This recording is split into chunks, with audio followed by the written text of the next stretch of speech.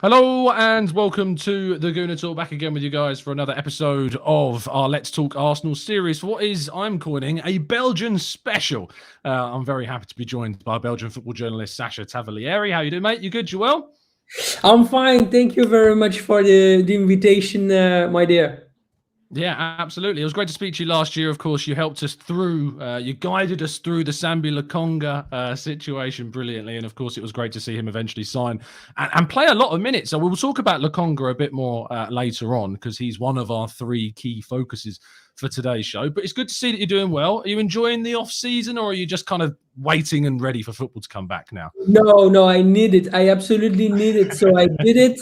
It was, end of May. So until end of June, I make a real off, bit of holidays, by family, and then with my lady, we go to Greece and we enjoy a bit. So right now we are ready for the next season, and yes, as you can see it on my Twitter, we are ready for working. So we get all the battery at 100%. So that's fine.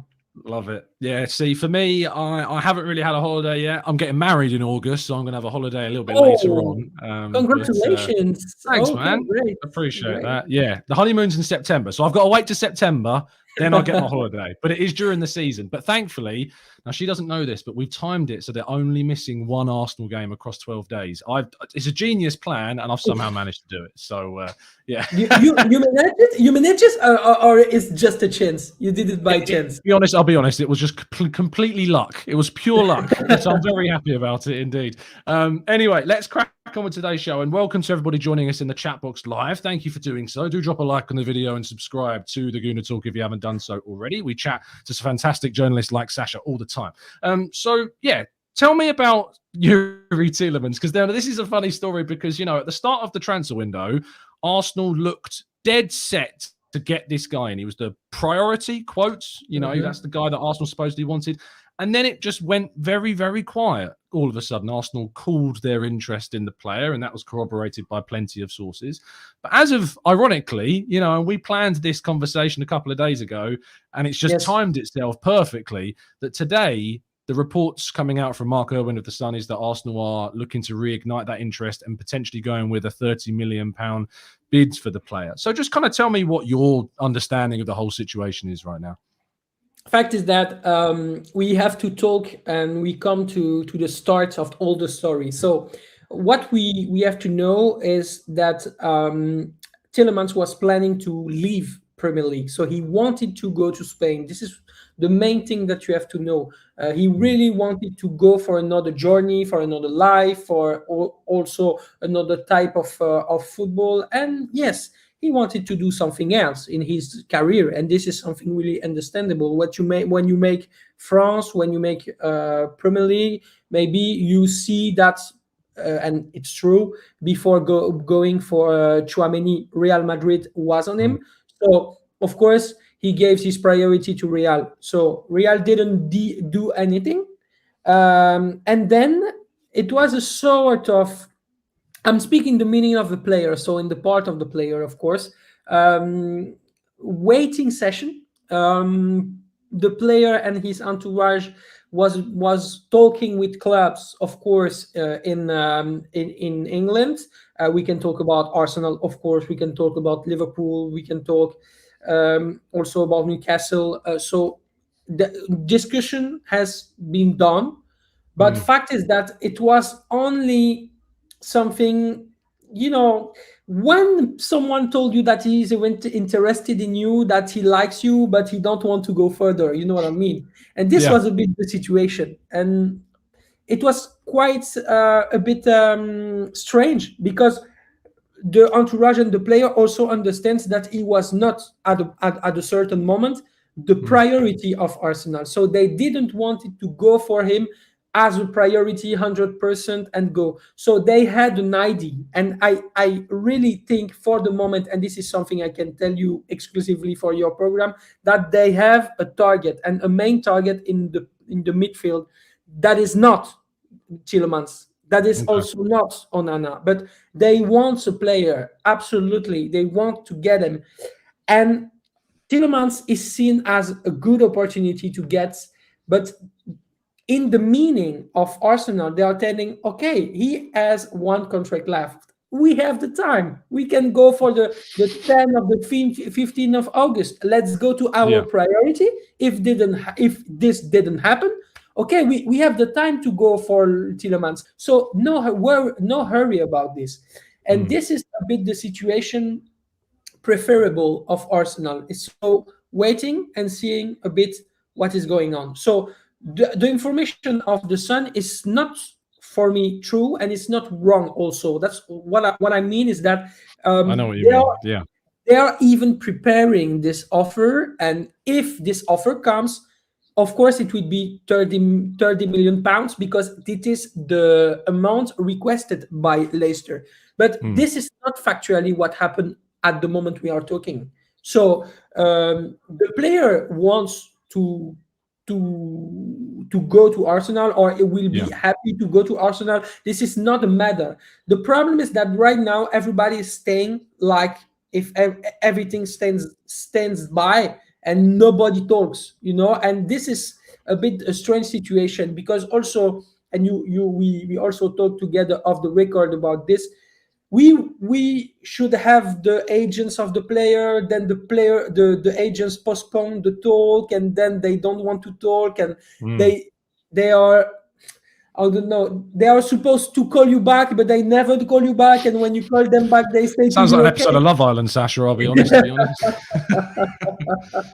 No, but it's true. This is the real situation, and that's why also a lot of people are expecting things about Tielemans, because everybody is talking about this.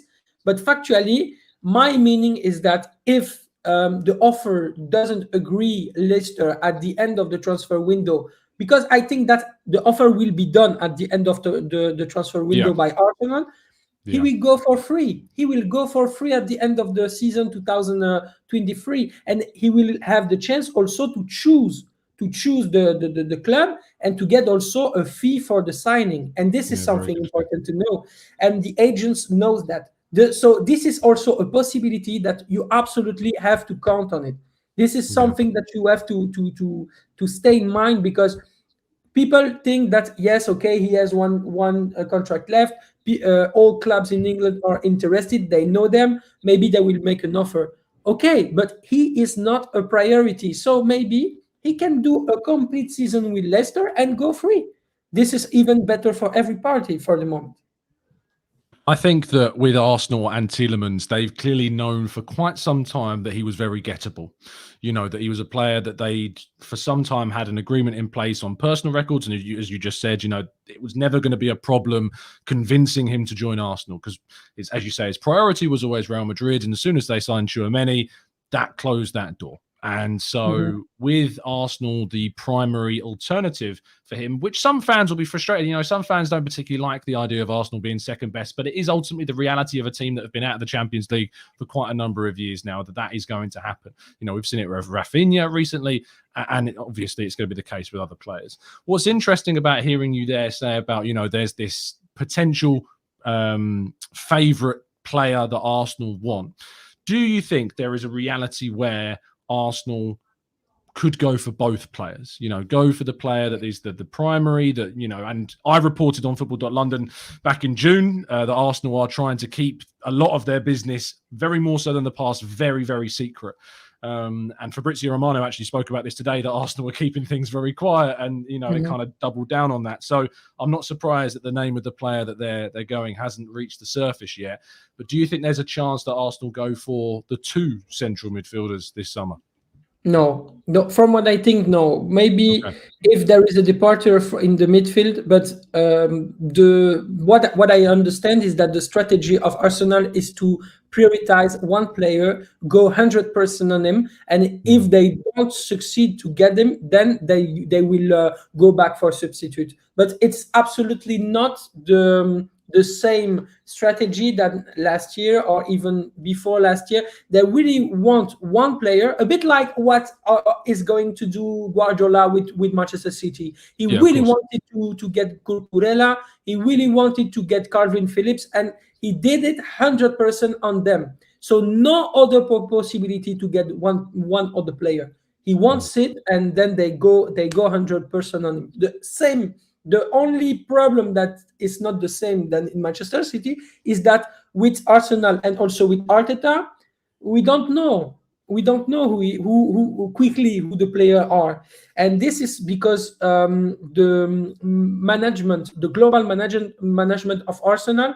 is going to be thinner and thinner to the principal members and board members and the deciders, and this is I think the main reason why we don't have the name for the moment of the priority.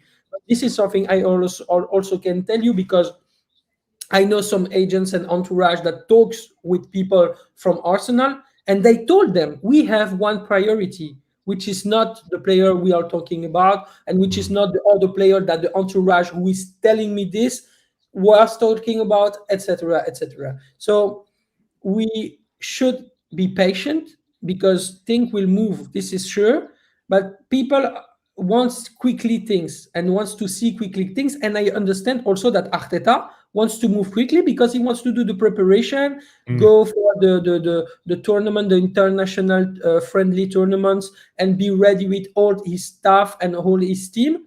But football is never easy, and I think everybody needs to be a bit calmer and Patient. see a bit what's going on.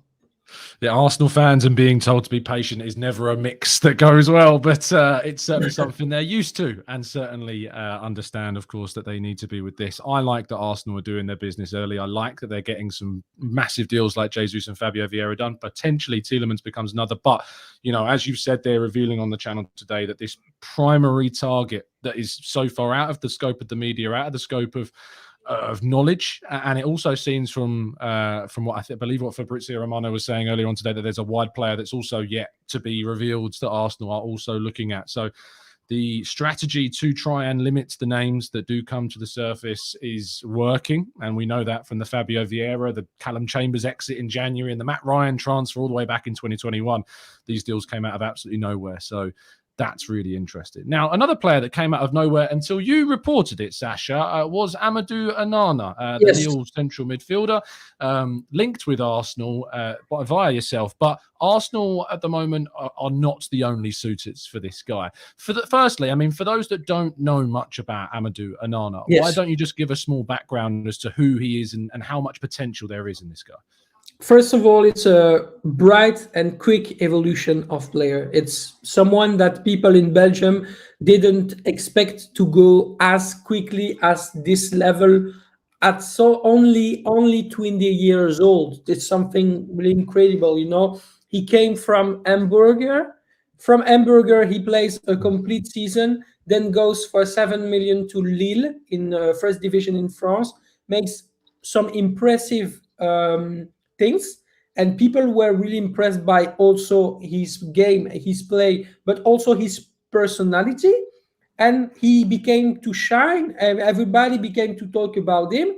We make a big TV production together, so when we had the chance also to sing together, so he demonstrated to the people he was able to do something else than only playing football. We had a huge conversation, and he made a lot of exclusive talks and exclusive and intimistic also about his life revelation and something like this. So if you have not seen, I invite you to see and to check it on my Twitter. Is quickly you can remark it quickly, and you can understand a bit more about him, because it's also subtitled in English, so you understand everything. So this was also our meaning, because he has an American type of thinking. He's looking into the UK and how it's going to be thinking in UK and how the people are behaving there, and he really loved this mentality. He really loved this kind of thing, and he talks even with his entourage in English and something like this. So he really Really, loved that's really interesting. and he is a love. He love also London. That's why his entourage puts the priority on getting, of course, Premier League clubs, but to be more closer to London clubs. That's why they are talking, and people are talking also about Arsenal, but we can talk about Nottingham Forest. They refused the offer of Nottingham Forest. They made a big offer for the player. They refused it. West Ham United as well, I believe, yes, had a bid rejected. Yeah. As far as I know, this is the most concrete track for the moment for him. So the most concrete possibility is West Ham, but there is also Fulham and I think Crystal Palace, but I don't have any confirmation on it. But the main interested clubs for Onana are from London. This is something I can tell to you. And regarding Arsenal, because we are on Let's Talk Arsenal, there was 2 meetings, one in September with the chief scout of Arsenal, and then another in February with also Arsenal member. And Arsenal were really interested by the player. And to be honest, it was at the same moment that Onana was in the first 11 versus Chelsea. He plays Champions League with Lille. Yeah. And it was in the same centre back, didn't he? I think for a bit. I think he was in the back line against Chelsea. He played out of position. I remember the game. Yeah, really weird. But the relation between the coach and him was really bad. And this was the main thing. People was waiting for him to go as the like a number 9 and yes, like a striker. We didn't understand his position at this moment because he is a number 80 and he's maybe also able to play 6. And we didn't understand why the coach posed him. I think it was because he has a bit, an archaic type of football management. He was thinking because he was tall, he had to post in on the as a striker. This is not possible, and this is of course something that nobody understands in his entourage. Me too, to be honest. And Amadou is able to do so much things with the ball on the feet, and I think in Lille sometimes people didn't understand his potential. And in the construction of the game. Look, we're talking about a guy here who's 20 years of age that has gone to a club that have a history of buying centre midfielders well. Yves Bissouma, of course, followed by Samaro, who's now gone to Leicester. And it seems as though it's going to be 3 for 3 regarding, Premier League moves for Lille midfielders. They know what they're doing in that department. Of course, Luis Campos used to be there and did a lot of work with that. But Amadou is a player that I knew very little about before you, of course, highlighted him towards me. And watching more of him, it became so obvious how misused he was being in that side. And despite that, still managed to shine, still managed to grasp the attention of all these big teams in London and elsewhere, of course, as well.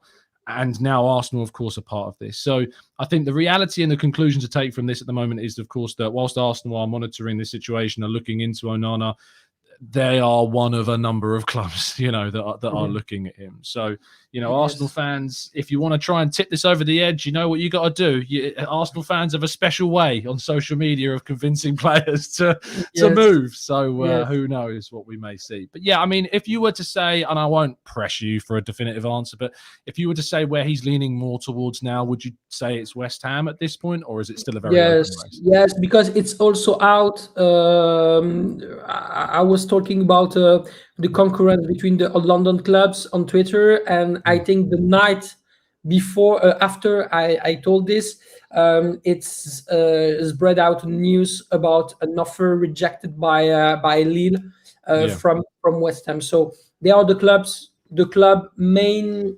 ready to get him. But fact is that you have to know that Arsenal is something important also for the player in his childhood and education, football education. Arsenal means something for him. So Mm. if Arsenal comes back, that can change maybe the thing. But as you know, he is not the priority of Edu Gaspar, and I don't Yeah. know who is the priority for the moment. So the fact is that we cannot change the thing, but I know that they love him. This is the thing that I can confirm you 100%. They love him. The only thing that it's for me a lack for Onana is that the time of play is too Okay. less, and this is the main problem. And every clubs who were really interested by the player told them the same thing. We love the player. Even FC Barcelona was interested on him, I can tell you, Mm. but he didn't play as much as someone can put something like 35 millions, 40 millions on the player who make, I think, 11 Starts. appearances. Yeah. Yes, and starts. And this is not possible. Even for Arsenal, you have to justify 30 million, you know? Yeah. Yeah, no, and I mean, when we were talking on the channel, and I broke this news that you reported on in our morning shows, a lot of the immediate reaction was, 30 million, no, not a chance, way too much. Arsenal have got priorities and all these other areas, and I think obviously part of that is a lack of education about who the player is, which is not people's fault. It's watching Liga and Lille on a regular basis is not something that we expect of people, but at the same time, Arsenal's ambitions of wanting to get back into the Champions League and get back into a position where they're trying to fight for Premier League titles and Champions Leagues, a player like Onana, who at this stage remains unproven, plenty of potential, loads of potential and class and ability in him in that scene. But right now, especially with the players that Arsenal have got in the midfield with Partey and Xhaka and Lokonga and El Neni that are already there, and of course you've got now Fabio Vieira, Odegaard that are already in the midfield. Tielemans is still being linked and potential to maybe, we'll see what happens, another midfielder that we don't know about yet. But all of that doesn't necessarily, to me, point towards Arsenal moving for Onana at this stage, and I think that's probably a fair place No, to leave it. of course. I mentioned Lokonga, and that is obviously the third part of our triple threats for today's show. Now, myself, you and I both reported on this story. This is a I news think we it was did together, of course. we did, yes. It was an amazing experience. About a week ago, we reported, of course, that Sambi Lokonga is set to stay at Arsenal. There'd been some rumours and whispers around the potential of a loan move. But in our conversations, of course, we were able to confirm that that is not the case, and he will stay with Arsenal this summer. So for those that didn't somehow, and if you haven't, what were you doing? Read our articles and posts about this. Tell the people what the situation is. Yes, of course, I can deny that there was a lot of interest this summer to see how the possibility and the situation of the player is. But the fact to leave even 1 year after having, I don't know if we can talk about this, but we can say concretize a dream, signing in Arsenal would be a big defeat for the player, and this is something he absolutely cannot face to, and he wants absolutely to stay in Arsenal, even to demonstrate to Arteta that he is going to improve, he's going to do even better, work harder, and let him see that he is able to be in the first 11 the whole season. But he knows that there are a lot of things that are going to happen in Arsenal, that the concurrence is massive, so really difficult to make a huge difference inside the concurrence inside the club. But he has faith, and he wants to go 100% for what he believes. So he told to his entourage he wants to stay, and his entourage also makes the communication to say, okay, we want to stay in Arsenal. We believe that he can succeed there,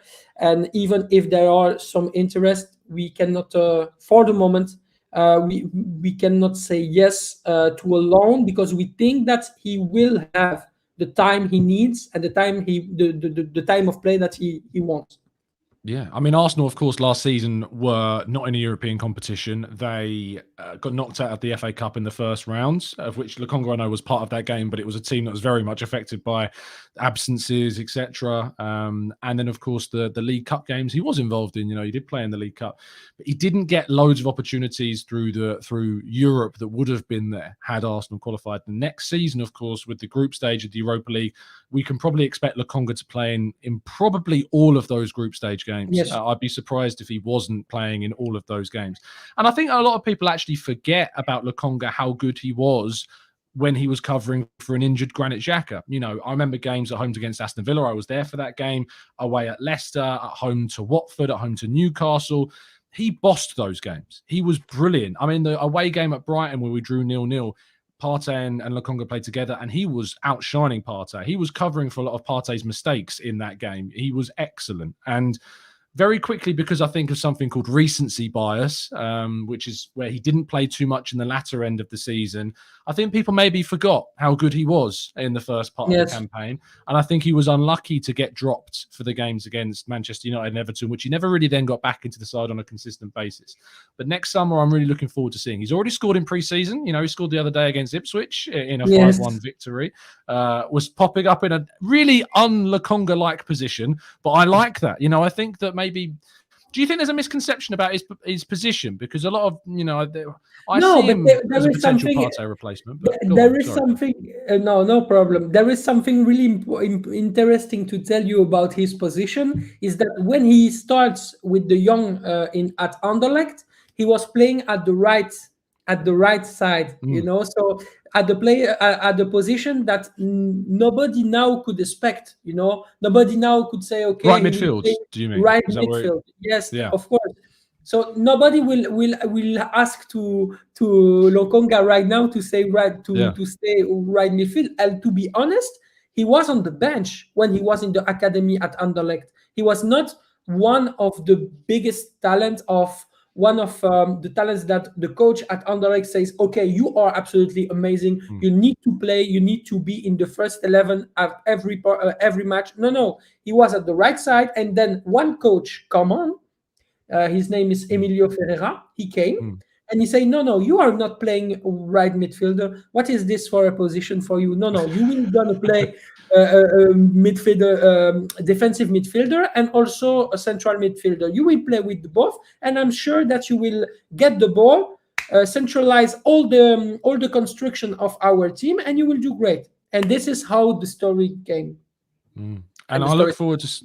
Yeah, it's not finished. Far, far from finished, this story of Sambi Lokonga. I think that there was an incredible amount of unfair criticism of him in the second half of the campaign because he just wasn't afforded regular and consistent game time. And next season, hopefully, with the amount of competitions Arsenal are in and the amount of rotation we may see, that he will get more opportunities because, you don't spend 17 to 20 million pounds on a player of that amount of potential to then just lose them at his age. But I like the ambition. I like the fact that he's just said, alone, no thank you. I want to stick with Arsenal. I want to see what happens. Sasha, thank you so much for your time this afternoon. I really appreciate it. I'm sure the chat box does as well. And I'm sure that we'll welcome you back very soon as well. Yeah. Thank you. It's a big pleasure. Thank you very much for your invitation. And as always, we stay tuned, we stay connected by WhatsApp. We talk and we try to exchange and make even other articles together. Absolutely. I'm looking forward to hopefully some more exclusives. And I am, as I'm sure the chat box are, very intrigued, as are you, who this mystery central midfield priority for Arsenal is. Whether we may or never find out, because, if this does progress with Tielemans, maybe we will never find out. But we will wait and see if this does indeed break. Sasha, do take the opportunity to tell people where they can find you on social media and what you're going to be up to.